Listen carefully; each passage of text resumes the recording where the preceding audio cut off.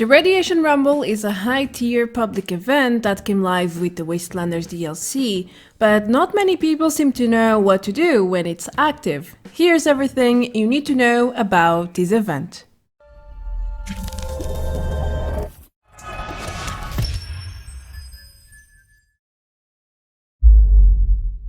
Hello everyone! Welcome back to another Fallout 76 video. In this guide I'm going to explain the essentials about the new Radiation Rumble event. I will also share some tips and tricks to help you maximize your performance and achieve the best event rewards possible. Anyway, in this event you need to help the Scavengers faction to mine irradiated ore at the Yamet disposal location. You also need to defend the Scavengers from dozens of glowing ghouls and other creatures. Now, this is a fairly difficult event to do and it's really not meant for solo, so keep that in mind. It's also a deadly place, so make sure to bring a radiation protection with you. Now, before we get into strategies and such, let me show you how and where can you start this event. Alright, so like the riding shotgun or scorch earth events, you cannot manually trigger Radiation Rumble. It's part of the public event group that starts randomly, so you basically need to wait for it to pop on its own. When you see it active, someone has to start the event or it will be gone within 10 minutes. Now, when you join the event, make sure to wear radiation protection, such as a hazmat suit, power armor, or the new Chinese suit. The Yamet disposal is a really toxic place, even more than before. Anyway, once inside you need to go straight until you find the main room where you can talk to Marion to start the expedition. If you don't talk to her, the event will fail naturally. Once you do this, you have about 25 seconds to prepare yourself for the incoming ghoul waves. Get ready for some epic action. Before I go over the objectives and give you tips on how to better do the event, please note that this experience is basically impossible to solo. I tried it a few times and yes, I can defend alone, but I can't really mine and defend while keeping the scavengers alive. Maybe you can reach level 1 or 2 alone if you are really fast and efficient, but it's extremely difficult to do it. Plus, you also need to spend thousands of bullets while soloing. So it's really not worth the trouble in my opinion. Keep in mind that the event scales to the number of participants as well. Moreover, you need to do both objectives to complete the event. Focusing just on one will result in a failed event. For example, if you only defend and ensure the scavengers survive, it doesn't matter, you will fail it as well. Radiation Rumble is designed for groups, not for soloing, and not even close. So if people don't join the event, just move along, there's far better things to do in-game right now.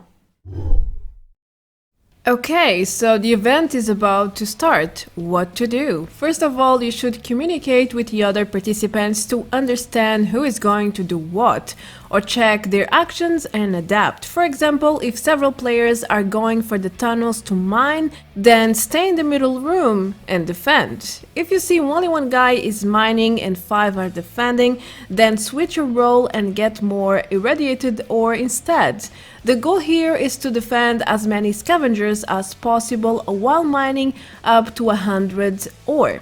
In fact, if you mine 100, the event will automatically complete. In order to unlock the best event rewards, no-named scavengers can die and you need to mine 100 irradiated ore, as I mentioned before. Remember that focusing in just one objective is halfway towards failure. Defending can be challenging during this event, especially when you are alone in this role or with players who don't have a lot of damage to quickly kill the glowing ghouls. My best advice here is to stay in a position where you can see both fronts and quickly move forward to defend them both whenever necessary. I would say the strategic points are near the stairs, where you have vision to both entry points. Next, you should kill the ghouls as fast as possible or cripple them instead. Remember, every few seconds a new wave will spawn and you can easily get overwhelmed or even die. Another important thing to do here is to keep the turrets repaired. They do some damage and work as bait for the ghouls. They usually attack the turrets first. Lastly, keep an eye on the named scavengers. Very often one or two ghouls sneak into the rooms and the NPCs can die quite quickly. Again, if all the scavengers die, you will immediately fail the event and you don't get any rewards. So I don't think you want that to happen, do you? The mining objective can be dangerous and tricky to do. If you are on the mining duty, make sure to have your weapons ready, since enemies spawn in the tunnels and you will most likely face several enemies alone while mining the irradiated ore, which you can find all over the walls. There are 4 tunnels in total, 2 before the main room and 2 after it, where all the enemies come from basically. Now, the curious thing here is that each player has individual ore nodes for the event. Also, the nodes have a high cooldown, so don't bother to, repeat the process, it takes a while. So it's important that players take turns to mine in order to ensure you can reach the 100 ore as quickly as possible. For example, when a player has collected ore from the 4 tunnels, he or she should switch and defend the main room, while a defender switches to the mining position. Moreover, don't forget to deliver all the ore you have collected into the main ore storage. However, don't deliver it too quickly. Why? Well, you are about to find out. Alright, so as players deliver the ore into the storage, the difficulty increases every time you level up the event. You can check your current level at the top right of your screen. There are 4 levels in this event and things can get really ugly at level 3. So make sure to deliver the ore only when you have mined all the 4 tunnels. If 2 or 3 players deliver their full ore all at once, you can basically go from level 0 to level 3 or even level 4 and skip all the trouble, which includes dead claws, floaters and other glowing creatures, far more dangerous than ghouls. The spawns become more frequent as well. So a word of advice here, don't waste time delivering a few ores in separate trips and risk failing the event. Collect it all first and then deliver the full package. The best part of this event, in my opinion, is the amount of legendaries it can spawn. You can find a legendary every few waves or something alike. And the stars are quite balanced as well. I generally find 1 star and 3 stars legendaries in my runs, but I'm sure that differs from player to player. Now, I strongly advise you not to lose time looting the bodies unless lots of people are defending and things are quite chill. When you are alone, you don't have time to rest, so leave the bodies for later. You can even use your functional camera to spot legendary bodies among the mess, when you are done of course. So no worries here. Another great thing is that you get to farm lots of experience in a very short period of time. Perfect for leveling up, huh? If you stack up several experience gain buffs and do this event, you can surely get a full level out of it while defending. The Radiation Rumble event can become a totally different experience depending on the number of players who join as well as their levels and gear. If you are defending alone, then be ready for an intense bullet sponge show. You will need to spend thousands of bullets to kill dozens and dozens of enemies. However, when you are defending alongside other people, things become much easier to do. Way less stressful as well. Imagine you go down and the scavengers end up dying on your watch. You might be blamed for failing the event, and that's not a pleasant thing, is it? What about rewards? For starters, if you fail the event, you earn some nice knowledge about it, and that's it. There are no event rewards for failures here. On the other hand, when you succeed, there are several reward tiers depending on your performance during the event, but regardless of your best efforts, the rewards are quite disappointing. You always get 4 treasury notes and some caps, which depend on the event level you have achieved as well. 40 caps is the maximum though. As I said, disappointing. It seems like you can get a random legendary as well, but I only got it in the max rewards event so far. Other than that, you can get random items like steam packs, radaways, ammo, and even weapons. The rewards really need a slight boost in my opinion. Maybe some exclusive plans or even cosmetics. It's really not worth all the trouble right now for such rewards, in my perspective. I have already shared some tips during the video, but I have a few more that might be useful to you one way or the other.